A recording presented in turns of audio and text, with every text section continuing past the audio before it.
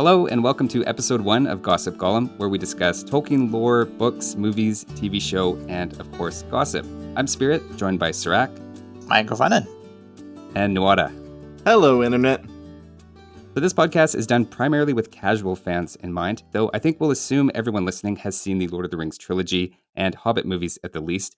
Of the things I'd say I'm most excited about our little fellowship here is our varied levels of knowledge about lore, where I've read the Hobbit and trilogy books, but not the Silmarillion or any of the extra books, appendices, or letters that Tolkien released, whereas both of you guys have very deep knowledge of the lore to draw from, and I'm looking forward to learning a lot. So first of all, to set up our discussion, I thought it'd be great to start with something I learned about recently, which I describe as some handcuffs on the series in what they're allowed to show and reference and what they're not allowed to talk about. And I think at least some of the criticism of not sticking to the source material, I think it may be unfair as you look into it, given the legal situation. So both of you are more familiar with the source material than I am. And would either of you guys want to talk about the legal backdrop with the Tolkien estate and what they can and can't talk about in the show? Sure, I'm more than happy to give it a shot. Basically, they don't have access to the Silmarillion, which is basically where the first and second age are described in heavy detail. And with that, there's a couple of books that are written in there that, again, the show does not have access to. Now, the show is currently set in the second age, which, again, this causes a little bit of an issue. However, they do have access to some of the appendices that do cover that. They do have access to the Lord of the Rings books, as well as the Hobbit book. And so they're able to pull some of the stuff, like some of the names that they've, dropped into the appendices to be able to kind of tell that story. Now, because they don't have access to the Silmarillion, they don't have access to the stories told within. And again, this could be seen as a good thing or bad thing, that they're kind of trying to give nods within the show about what's referenced in the book without going over that. But maybe Nuadha has extra insights on that. So, specifically, Amazon has the rights to the Fellowship of the Ring, the Two Towers, the Return of the King, the appendices of the Return of the King, and the Hobbit. And the issue with the appendices comes in that they are quite literally appendices. It's, about 100-ish pages at the end of the Return of the King that Tolkien put in any and everything that you could possibly think of, just for like a little bit of more info dump. And what we know and what we have as a result is a list of names, dates, family trees. Basically, if you wanted to know how many kids does Samwise Gamgee have with Rosie Cotton, and who those kids married and what they became and their grandkids, you can find that in the appendices. And it's useful. It's just not really a story. Well, it's certainly not dialogue, right? Like they got to come up with all the dialogue of all this stuff, which I'm sure is another one of the criticism that you guys have heard. Yeah, wow, we really wish that they had some sort of dialogue to go off of. And I mean, they're also introducing new characters that obviously they're not in the lore. So for basically example, we don't know who the Nazguls are. We know one who is called Kamul, and then of course there's the Witch King, but again, the Witch King is not actually named by name. And then the other 7, we don't know much about them, if anything at all, actually. So the fact is, there's a lot of stuff that we can explore, and that they can actually create with even the lore material that we even have with the Silmarillion. The problem, though, is that the story that they're trying to tell is a story from the Second Age, specifically the 4th book of the Silmarillion. They're trying to reference the Akelebeth, the fall of Numenor. The problem here being is that they don't have that material. They literally have the highlight notes of the fall of Numenor and the deceit of Sauron from the appendices, and that is it. So they're kind of, as you had said, handcuffed with what they're really able to use and utilize. They can reference some things. So I would say it's even worse than that. It's not just they can't use it. It's that I think they would be sued if they did use it. So it's almost, they have to write an intentionally different story or they get sued. So I think that's kind of where I'm coming from, that it's interesting hearing complaints about well, it's not sticking to the lore. I don't think they're even allowed to stick to. It's certainly not all of it, and certainly not all the details. So, sorry, my next question is it better or worse for the show that they're actually trying to give tidbits of the actual lore inside, considering that they don't have access, which means that they can't really follow that story regardless? Well, I think it's better they can reference Morgoth. I mean, they're not showing Morgoth, but at least they can say the name for, etc.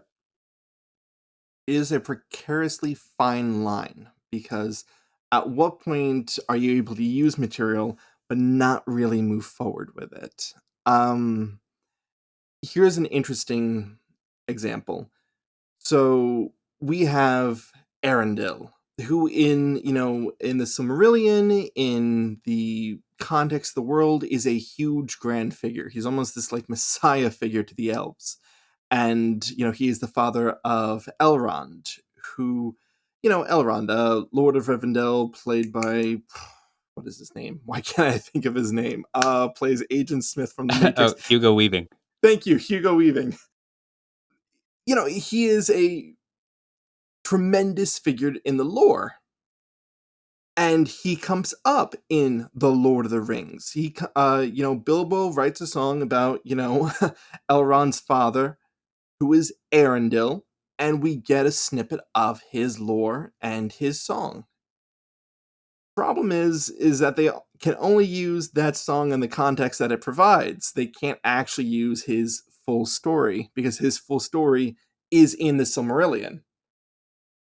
So they're pulling this very strange balancing act of they can use some things that are mentioned, but not all of them. I'm sure we'll hear some reference to Arendelle, Elrond's father, but we won't really hear the full details about it. Or what we will get will be the bare bones, because that's all we have to work with. It's like in The Lord of the Rings, we have Sting and Orcrist and Glamdring. Thank you. And, Elrond goes, these were forged by my kin in Gondolin. Well, what is Gondolin? Gondolin was a hidden elf city in the First Age that Melkor and his armies looked forever to try and find, and the fall of Gondolin was this tremendous downfall for the elves. And it's this colossal point and story that, even the Children of Hurin revolves around. That's another book in the Silmarillion, guys. Exactly, and so the best we can get is a one-off reference to Gondolin, just because they mention Gondolin in Lord of the Rings, to which they own the rights to. I was going to say, so we've seen 3 episodes of the show thus far, and obviously this is a huge balancing act that they have to do. What if you guys had to say, is it working? I think so. I think I'm enjoying the show. I mean, it's just great to see even what they're able to show on the screen. I mean, even just having Numenor. I mean, that's something I never thought we would have on the screen, period. And I think it's incredible.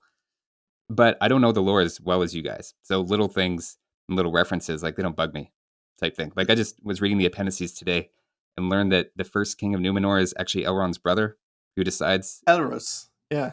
Yeah, instead of choosing to be an elf, he chooses to be a man. And I didn't know that. So the fact that, they reference him or he's got a beard or something and people say, oh, that's not in the lore. See, I don't get those references because I don't know that lore as much. So I would say the show is probably working better for me, although I don't want to speak for you guys. So I mean, if I didn't know the lore, I think I would really much enjoy the show. But the fact that I do know the lore, I can see they're trying to cram everything at once, and they're doing it skirting again with the restrictions that we have. At least so far, anyway. Those are my initial thoughts. I'm hoping that it changes for the better, but it could also be a lot worse. So admittedly, we've only seen 3 episodes at this point. So That's true. That's true. sorry, Nuadha, what do you think? It feels to me as though they're trying, exactly as Sirak was saying, that they're trying to cram the events of literally thousands of years into the span of, as Celebrimbor would say, I need it done before spring. Like suddenly evil has a time clock, everyone, okay? The orcs punch in, they're working overtime, we gotta get these tunnels done, chop chop. God forbid we're not on schedule. Yeah, so Sauron was playing a 1,000-year game of chess, and then he realized there was a minute left on his timer. Lovely. Here, can I give you guys some numbers? Because I did actually look it up. I was trying to figure out how long before the events of Lord of the Rings this was. Okay, so let me give some numbers. I know you guys know this, but just as a refresher.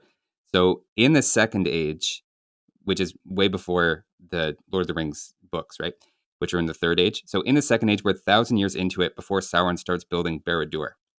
And I think they would have noticed in the show if Barad-dûr was up at this point. So at the latest, we're starting around 1,000 years into the Second Age. Now, they don't actually make the Rings of Power for another 600 years after that. And the ring wraiths to Nazgul don't show up for another 650 years after that. And the Last Alliance, with Big Showdown defeating Sauron, where they take his ring, that doesn't happen for another 1,200-ish years after that. Lore-wise, if we're going to have all of that in this show, we're talking about 2,500 years that they have to cover in something much less, because we have Isildur on the screen, and he's obviously at the end of those events. So if he's also at the beginning, it doesn't seem like we've got a lot of time for that.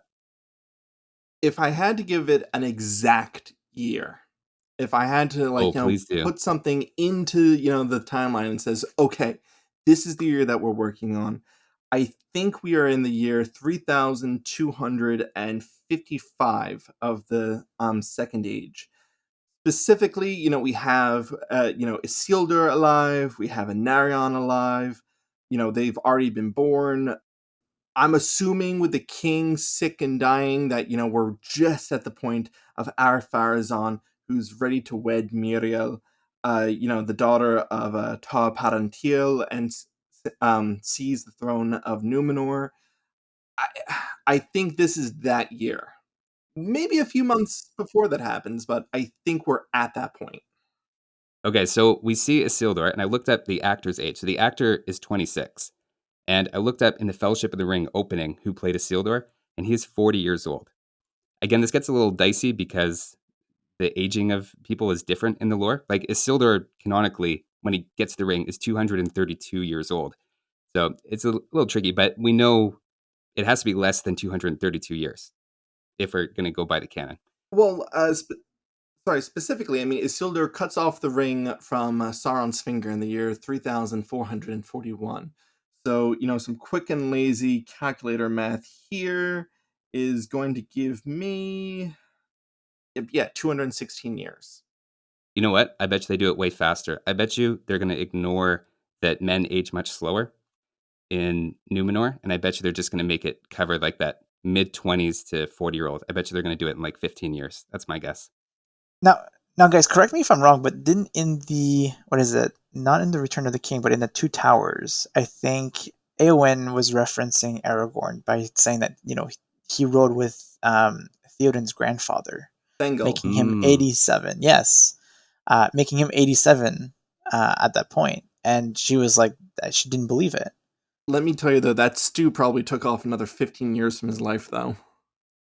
Did he actually eat it though? He had a sip. That's all it took. Just a sip, huh? But they wouldn't have needed those barrow blades. All they had to do was chuck Eowyn's stew at the Witch King, and that would have ended it right there. But that's very true. I'm sure. Poor Faramir. That's a good point, though. I'm glad you brought that up, because actually now they can have Isildur be 200 and whatever years old, because they've already established that. It'd almost be weird now if they didn't. I think so, but I think that again, because of the number of storylines that we have in the Rings of Power, which again causes me some concern, because like you said, like the first step was the building of Barad-dûr, which you could technically argue that that's Arondir's storyline, where you can see Mordor getting transformed, and that's going to be the start of Barad-dûr.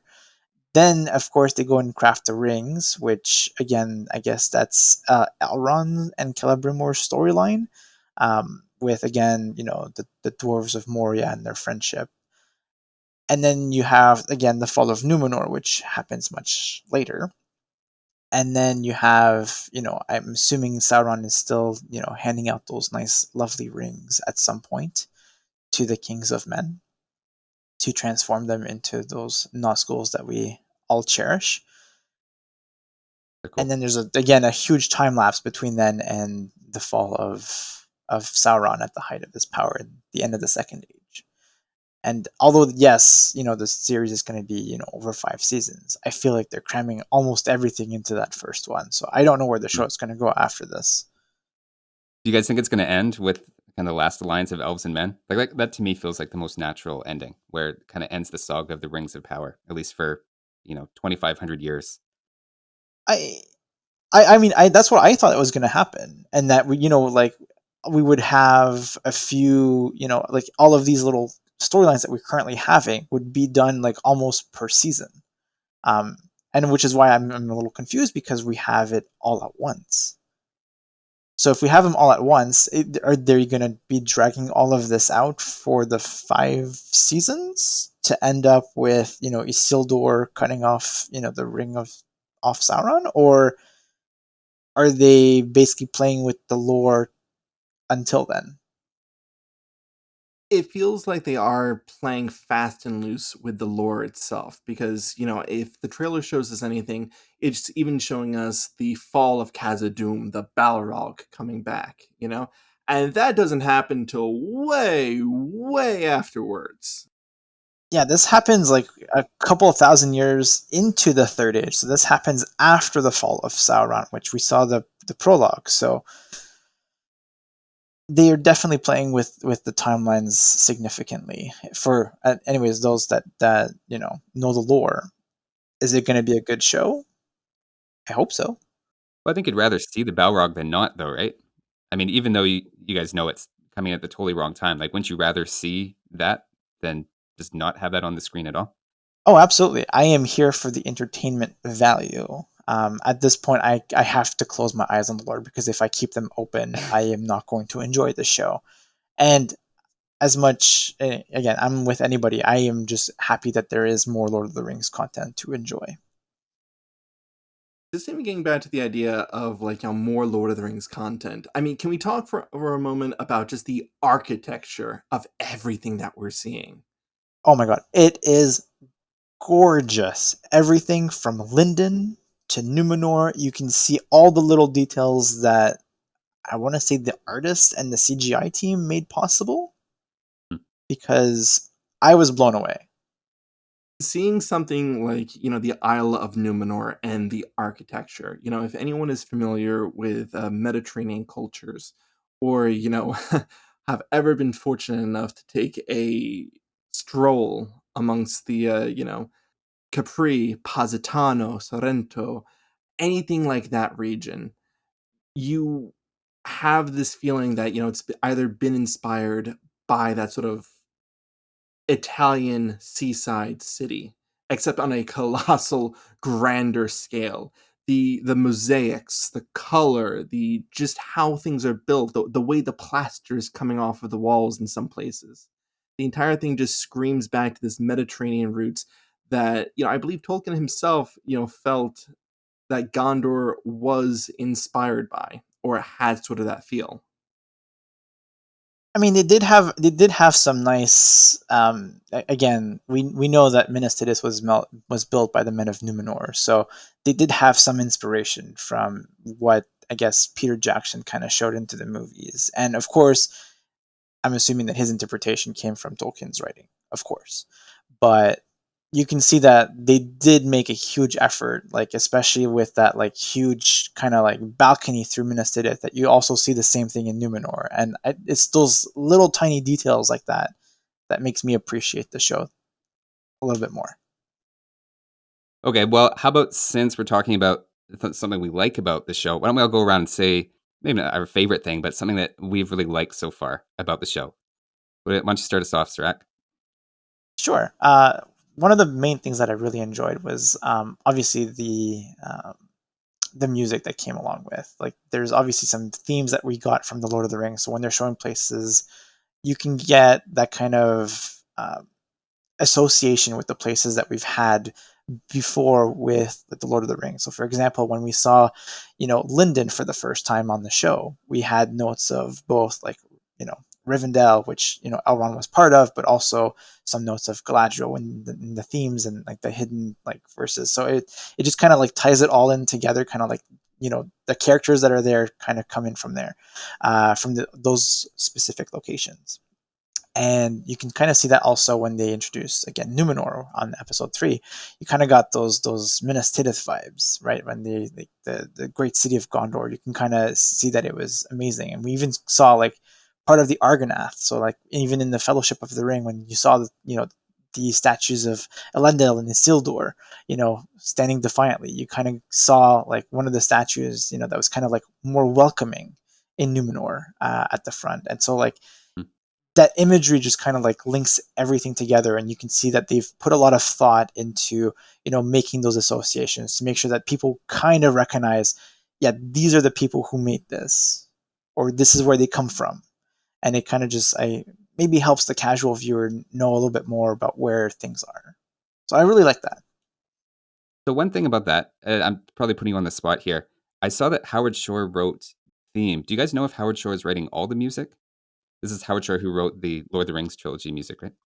He is actually not writing it. He was responsible solely for the opening theme. The current composer for the Rings of Power is actually, I pray I'm pronouncing this correctly, is Bear McCreary, uh, who currently has released most of the music online on his YouTube account, actually, just to give him the plug. But it's interesting because, like Sirak was saying about music, you're kind of able to almost theory string along who different characters are or how the story might progress, just even by the music that he released. We're able to hear sounds before they're even on in episodes themselves. We're able to hear the might and splendor of Numenor before we even saw Numenor. So, needless to say, that's led to an immense amount of speculation on the interwebs, as it were. So what's your big favorite thing or something that you like about the show so far, Nuadha? I have waited a solid 9 years for the Orcs to have the Cockney accent again, and it is back. More so, they just feel like orcs again, like proper orcs. That they're stealing helmets and different pieces of armor to use it. We're seeing mismatched everything, which is something that we saw from the Fellowship. We're seeing their sensitivity to sunlight, which is something that was talked about frequently in the Lord of the Rings, but never really shown in the movies. They feel like a threat. They feel like a malicious, cruel threat that are even able to go toe to toe with an elf. Because, truthfully, they are elves, just corrupted tremendously. Not as powerful, not as skillful, definitely not as intelligent or wise, or as long lived, but that is where they came from. I'm surprised you like that part. I would have thought that you wouldn't, because didn't like Boromir himself killed like 20 orcs by himself? I would have expected some elves to win that fight or put up a better showing. So he killed quite a few more of the Urukai actually, because they were in direct sunlight, which is one of the reasons why, again, I guess the hunter trio like Aragorn, Legolas, and Gimli were hunting down the Urukai, which is something that's really rare because that was an invention of Saruman, which is again showing, I guess, his prowess as a maker of things. Is that he actually removed the sunlight sensitivity from orcs, and there is that scene where, in the Two Towers, where I believe it was Grishnak and maybe he was talking. I want to say it's Ugluk, but it probably could not be. But it was the leader of the Urukai company, where you have the meme that meets back on the menu, boys, where they get all slaughtered. It was the dead of night, but that's the only reason why is because only the orcs from Mordor could travel at night, and so they had to meet up with the Urukai of Saruman on the edge of Fangorn Forest. And they also, mention it again later on with, the clouds coming from Mount Doom to cover the sky for the approach on Minas Tirith, because otherwise the orcs would have a lot of trouble getting there. And even after I think coming out of of Moria, Strider says, or Aragorn says, that they have until nightfall to get clear, because that's when the goblins and orcs from Moria would be able to come out. There's a lot of references, but it's nice to finally see it. Well, even further, like in the books, yeah, the orcs don't come up to the same height or stature of a man. That doesn't make them any less threatening, though. uh, you know, a lot of people think that, okay, Mordor is sending its trash units, it is quantity over quality, and yes, it technically is. But at the same time, they are wickedly clever in terms of creation and engineering, not for anything beautiful, but for things that can cause pain and suffering. Who cares And if they kill a destruction. couple? Exactly. Who cares if they kill a couple of slaves if it fears and cows the rest of them into submission? They are cruel. They are the spawn of Melkor. They are the result of thousands of years of torture, of breeding, of he wanted a vile servant in corruption of Eru Ilúvatar's firstborn. He achieved that. What about you, Spirit? What was your favorite part of the show? Well, I would have to say I'm really liking the mystery element to it because you would think we already know how this all ends, right? We know where it's going with Sauron and the Rings of Power, but they're still introducing a lot of mystery there with different characters. So we have the one that falls from the sky. We've got Halbrand, which there's a million theories out there of who he is, and there's whether or not we've seen Sauron because, of course, he's a master of deceit. So the question is, have we even seen him in a series yet? And the fact I no one's 100% sure. Maybe some people feel they're 100% sure, but I like that they're adding that mystery in early to a story that many people would already know. And in fact, I'm curious if we can talk about that for a second. Do you guys think we've seen Sauron in the story yet? Because people say maybe the stranger from the sky is Halbrand, maybe this new character, Adar. Is that what was the name of the? Adar, that's correct, yes. Yeah, Adar, now that is a discussion point right there. Um, but let's start with the stranger in the sky. Sirak, what's your thoughts? At this point, it's too convenient for them not to be Gandalf. It has to be Gandalf. The fact that he was a servant of the secret fire, the fact that he has an affinity with hobbits, he's checking all the boxes. It does go against, kind of, even the established lore that's in the appendices for how the wizards came to Middle Earth. I'm not sure I like that change too much. do you mind just summarizing what maybe the who, what, and why of the wizards and what that is, just for anybody who has not read that in the appendix? Sure. Basically, after the sinking of Beleriand, the Valar decided to take a little bit more of a hands-off approach with Middle Earth. To combat Sauron and his forces, they sent five. They sent five Maiar, which are basically like angels, for lack of better words.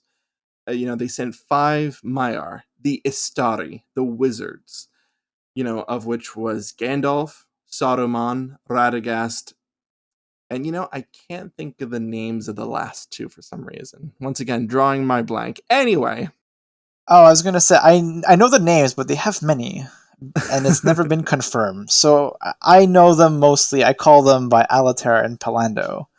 However, you could argue with me on that one.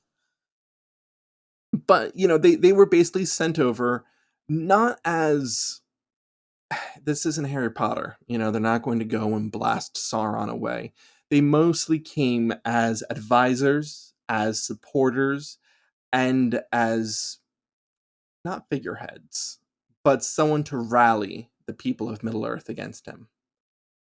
Just to clarify one other point. So these also, and part of what you were talking about before, is they come like 1,000 years after Sauron loses the ring.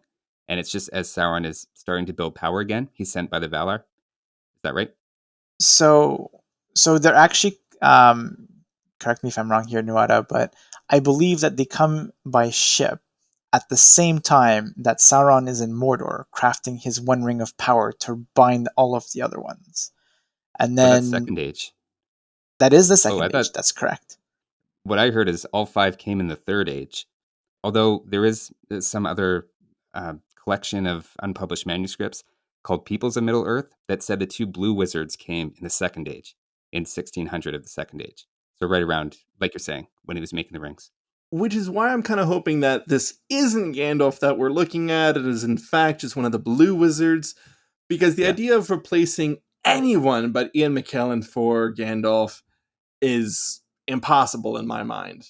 You know, give us a new face. Give us a new actor for a wizard and a history that we don't know about. And I can accept the mysterious man from the sky a little bit more. If you're trying to give me, oh, this is how Gandalf came to Middle-earth. No, this isn't going to fly with me. I mean, honestly, which one is cooler? Him coming in a fireball or him getting off a ship? Let me see. I'm going to go with him getting off of a ship from an ethereal realm that is no longer a part of the material sphere and basically being, I'm here. I'm going to go with that. But I mean, they already showed like how you got onto the ethereal plane, right? Like we saw the ship going back to Valinor where people transformed into light. I mean, how would it be, less exciting if a ship just came out the same way? Yes, I think it would be pretty awesome, actually. A little bit like, the clouds parting and angels coming down from heaven. I think it's pretty much like that. Just to bring this back for a sec. So what we're saying is, 'cause I think I'm confused what we're saying. So Sirak, you're saying that it's Gandalf, and Nuadha, you're saying you hope it's the Blue Wizards? Because I'm firmly in I'm Blue Wizard really camp, hoping and it's the Blue Wizards. I think this is a new wizard. I don't think it's Gandalf, but these predictions are so tough to say. Do you mind if we move on and talk about the other big? So I think we're agreed it's not Sauron, even though a bunch of people are saying that. We agree on that?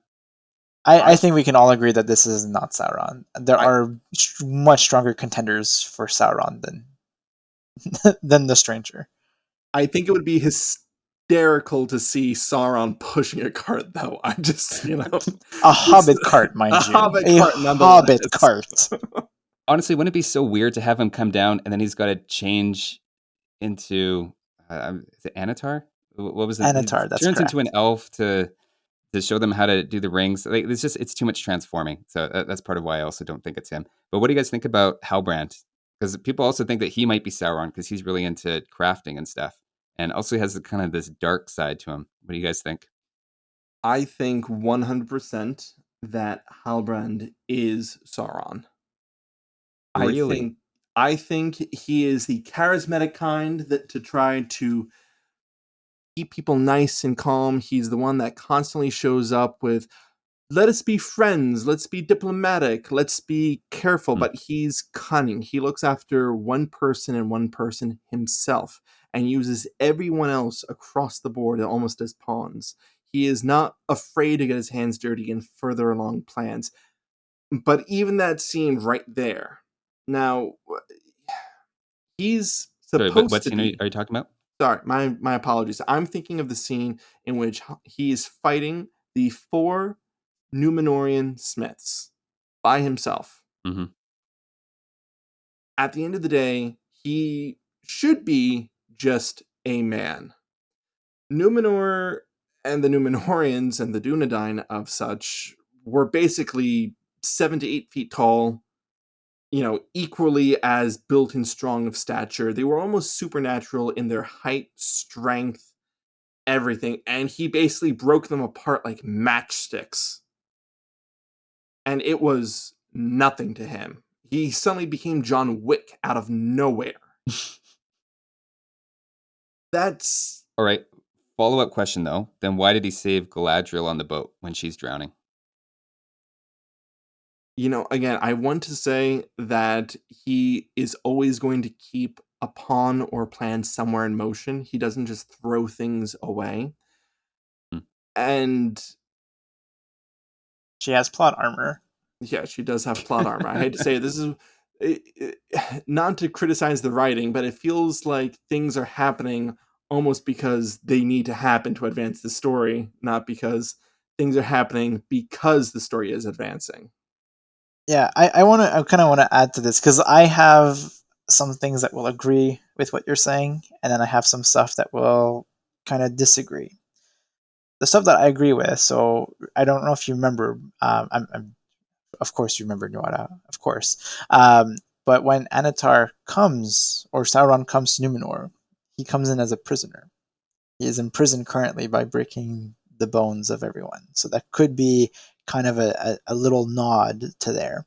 The fact that he's saying that people are, not always what they appear. I think is one of his first lines when Galadriel gets on that wreckage with him. Those are kind of like two little hints and tidbits, along with, of course, him, wanting to be a crafter and saying that, you wouldn't find a better crafter anywhere else. That all lines up with Sauron. Hmm. What doesn't line up is the fact that he's supposed to be in elven form. Anatar was supposed to have taken a fair form of an elf. Now, of course, he is clearly human on here, so if we saw Sauron on screen, I would bet my money that it would be Halbrand. However, I think that it's going to be the Adar character that we've yet to have seen. The thing is, though, is that he is only Anatar, Lord of Gifts, the elves. To the men of Numenor, he is Sauron, and it doesn't really quite go into what shape he takes with the men of Numenor, except that it is a fair form. Now, arguably in a world of orcs and giant metal dark suits full of spikes, it's questionable what the definition of a fair form is. He's a very handsome actor. I'll give him that much. Has that bit of boyish, roguish charm to him. Definitely easy on the eyes. And in our hearts. And in our hearts. Who doesn't love a good rogue in D&D? All right, I gotta say though, I'm surprised you guys didn't bring up who I am very convinced, or I suspect, because he says he's a king of, or Galadriel kind of figures out he's the king of the Southlands. Guys, like to me, this is 100%. He's got to be a future Nazgul, don't you think? He's kind of a good guy, but like with this sort of darker side to him. He's a king, and it's not going to be that unbelievable when he falls under the power of the ring in a relatively short amount of time. I feel like once he gets one of the rings of power for men. So that's my prediction. I don't think it's Sauron. I don't think we've seen Sauron yet. I am with you 100% with that, Spirit. I believe that Halbrand is actually going to be one of the Nazguls. If I had to bet on which one, it's probably going to be the Witch King. I'm hoping he has a cooler story than that because he's supposed to be a very powerful sorcerer, but we've yet to see him do magic. That being said, I do agree. The fact that he is, again, a king, he's going to probably get a ring of power at some point, and again, fall under the influence of Sauron. So, Hmm. again, my bet is we haven't seen Sauron just yet. He never confirmed that he was a king, though. That's just it. It was Galadriel who came to him with that theory, and he didn't really do anything to dissuade her from believing that. But he didn't encourage it either. He let her kind of come to her own conclusions. He's careful with what he says, always. I think he actually kind of, I don't know if he was joking, but he said that he just kind of like found it on a dead body, right? Yeah. And although, again, that could be because he's Sauron and that is the actual truth, which would be kind of funny that he's using a truth to deceive people, which That's very honestly up his is, alley. well, I was going to say that's how the best liars work, right? They sprinkle truth on their lies. And then you have the complete other way where, he's just lying because he doesn't want to share his story with Galadriel, which we're going to find out eventually which one of those two lines of thoughts are true, if any. What are your thoughts on the new character, Adar, who came in at the tail end of the episode, who we did not see a single bit from? All we see is the vaguest outline of his actor. Joseph Male, I think his name is. So I think that's a really tough one. I think we're gonna see an elf, and if we see an elf, I think that it has to be Sauron, and that Adar is basically the very orcish short form for Anatar. I would not be surprised if that was the case. Spirit theories?